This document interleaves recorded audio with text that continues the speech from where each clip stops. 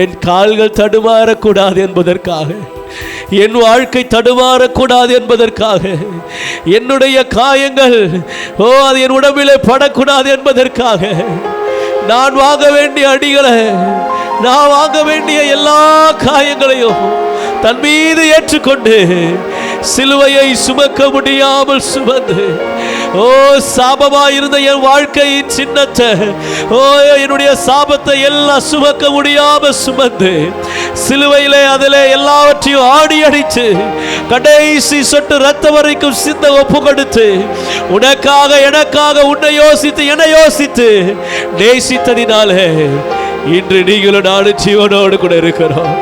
இன்று நீங்களும் நானும் ஆரோக்கியமா இருக்கிறோம். இன்றைக்கு நீங்களும் நானும் நின்று கொண்டிருக்கிறோம்.